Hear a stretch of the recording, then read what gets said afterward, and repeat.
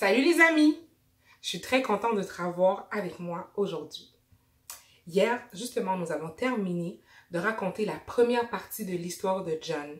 Souviens-toi de ce qui est arrivé? Oui, nous avons laissé John au moment où il se faisait congédier par l'école Maryhill. Le jour même où John quittait l'école, le facteur lui a apporté une lettre. Et voici ce que disait la lettre. Nous t'avons observé, John, et nous aimerions que tu viennes travailler avec nous. C'était un travail avec la mission de la cité. Et j'ai une question à te poser justement. Plusieurs personnes depuis le début de l'histoire ont observé John. Et justement, suite à cette observation, mais il a toujours eu des offres géniaux. Mais toi, si aujourd'hui quelqu'un se mettait à t'observer, est-ce qu'il trouverait des bonnes choses chez toi? Est-ce qu'il trouverait des choses positives à dire à ton sujet? Dans la ville de Glasgow, il y avait des centaines et des centaines et des centaines de personnes qui n'avaient jamais entendu parler de Jésus. Et le nouveau travail de John consisterait à aller de maison en maison pour annoncer l'évangile à ces personnes-là. Et c'était un travail super intéressant pour John. Aussitôt, John s'est mis à genoux et il a commencé à remercier Dieu. Il lui a dit « Merci Seigneur pour ce travail si intéressant ». Chaque jour, John se levait tôt pour aller de porte à porte pour pouvoir demander aux gens de venir à la mission, pour pouvoir écouter parler du Seigneur Jésus. Mais les gens, ils se demandaient « Mais pourquoi il s'intéresse à nous? Pourquoi il ne nous laisse pas tranquilles? » Mais John continua avec persévérance à aller de porte en porte pour pouvoir demander aux gens de venir. Et finalement, ça a valu la peine. Il y a des gens du voisinage qui ont commencé à dire « Oui, on va venir, on va venir. » Mais quelques-uns ont commencé vraiment à venir. Donc finalement, certains d'entre eux sont venus voir « Mais qu'est-ce qui se passe? » Et jour après jour, il y avait de plus en plus de personnes réunies dans la salle de la mission. Tellement qu'il n'y avait plus de place pour rentrer personne.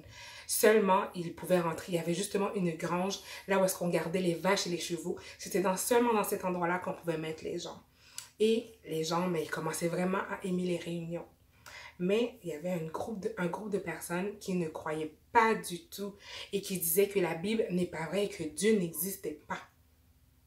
Parmi ces personnes, il y avait un homme qui, lui, il avait une bibliothèque remplie de livres chez lui qui disait que Dieu n'existait pas. Malheureusement, un jour, cet homme-là tombait très malade. Tellement malade que sa femme pensait qu'il allait mourir. Et John s'est dit, wow, je vais peut-être aller le voir, peut-être que je vais pouvoir l'aider. Alors, lorsque John arrivait chez lui, il s'est assis au bord de son lit. Et il a commencé à lire la Bible pour lui et lui a expliqué des versets. Et après tout ça, il lui a dit, Dieu vous aime, il veut ôter vos péchés et il veut vous sauver et vous donner la vie éternelle.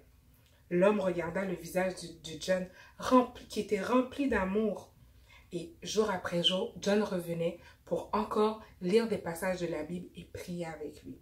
Et un jour, l'homme a dit à John, je ne peux pas rester comme ça, je ne peux pas rester sans Dieu, j'ai besoin de lui pour me sauver. Et c'est ce qu'il a fait. C'est ce qu'il a fait cette journée-là. Il a prié pour demander à Dieu de venir dans sa vie, de le sauver. Et quelques jours plus tard, l'homme, il a pensé, je ne peux pas rester avec tous ces livres. Qu'est-ce que vous pensez qu'il a fait avec ces livres qui disaient que Dieu n'existait pas? Est-ce que tu as une petite idée? Eh bien, qu'est-ce qu'il a fait? Il a demandé à sa femme et sa fille de venir l'aider. Il a commencé à déchirer les livres et il les a aussi mis dans la cheminée et il les a brûlés. Et après tout cela, il est allé voir ses amis pour raconter à ses amis et aux autres personnes qu'est-ce que Dieu avait fait pour lui. Et il les suppliait de croire en Dieu et de leur donner sa vie, de croire que Jésus est le seul vrai Dieu qui peut leur sauver. Un autre jour, une dame est venue voir John et lui a supplié de venir avec elle. Et c'est ce que John a fait, il est parti avec elle.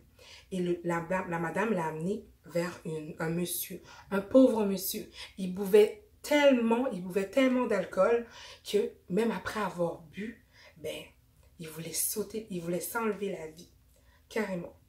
Et il faisait vraiment pitié. Et John, justement, il avait beaucoup pitié pour cet homme-là. Alors il a pris l'homme avec lui et il lui a dit, nous allons prier ensemble. Veux-tu prier? Et l'homme lui a répondu, mais moi je ne sais pas prier. je ne peux pas prier. Et John lui a dit, c'est pas grave, tu peux justement le dire au Seigneur que tu ne peux pas prier. L'homme se leva pour se mettre debout et John l'a rappelé encore, lui a dit, essaye au moins de prier, demande à Dieu de te sauver. À cet instant-là, penses-tu que cet homme, il a décidé de faire cette prière? Penses-tu que Jésus a pu délivrer cet homme? Pour le savoir, il faut revenir la prochaine fois. Au revoir!